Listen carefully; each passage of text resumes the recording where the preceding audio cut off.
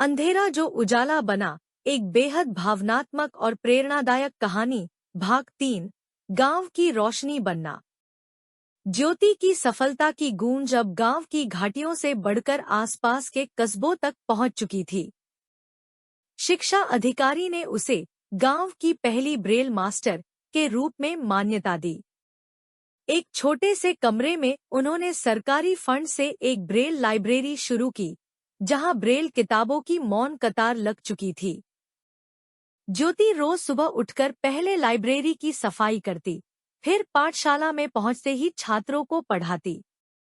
Library का उद्घाटन दिन गांव भर के लिए विजय दिवस जैसा था। रंग-बिरंगी गुब्बारे, मिट्टी के दीपक, हाथों में ब्रेल बोर्ड पकड़े बच्चे, सब मिलकर एक नई शुरुआत का जश्न मना रहे थे।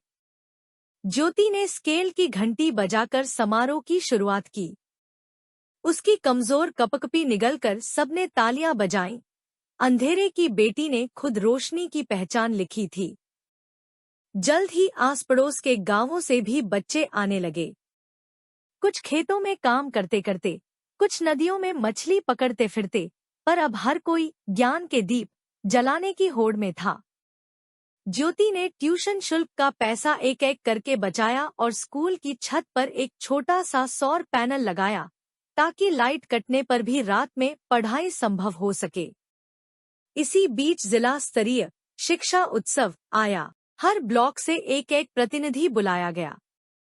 ज्योति को पूरे जोश से बुलाया। उसी जगह उसने मंच से कहा, अगर हमें रोशनी में खड़ा होना है तो पहले अंधेरे को गले लगाना होगा। उसके शब्दों ने समूचे हॉल को झकझोर दिया। आयोजकों ने उसकी कहानी पर डॉक्यूमेंट्री बनाने का प्रस्ताव रखा। डॉक्यूमेंट्री की शूटिंग में गांव के हर कोने को कैमरे में कैद किया गया। पहले के जर्जर स्कूल, ब्रेल कोठरी, बाढ़ से बचाव के दृश्य। ज्योति की छोटी छोटी मुस्कान, मिट्टी पर ब्रेल उकेरना, बच्चों के उत्साह भरे चेहरों ने अपार संवेदना जगाई।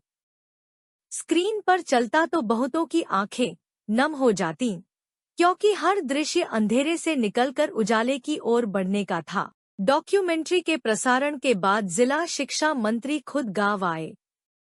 उन्होंने घोषणा की, इस गांव को अब ज्ञान ग्राम कहा जाएगा।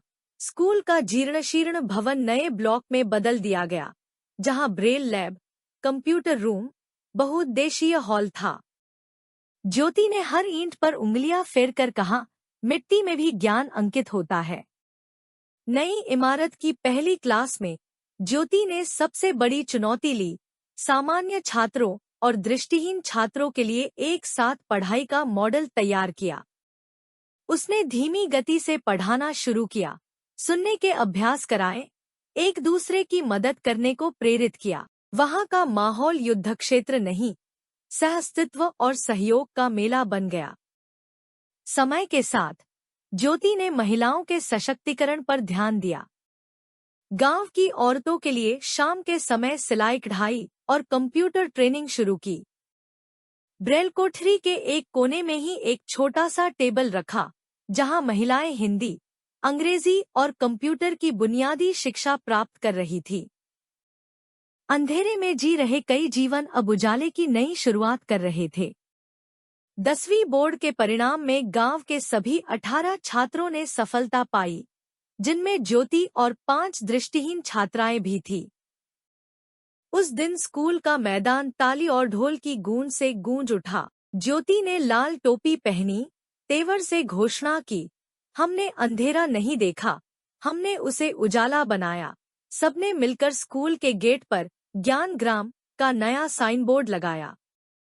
अंत में गांव के गरीब और अमीर सभी ने मिलकर उस मिट्टी की कालिख को पोंछकर एक स्वर्णिम इतिहास लिखा।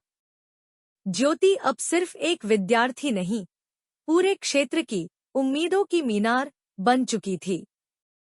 उसका अंधेरा कभी रोका नहीं, बल्कि उसे मार्गदर्शक मशाल बनाया। और इस मशाल की लौ आज भी दूर तक जल रही है।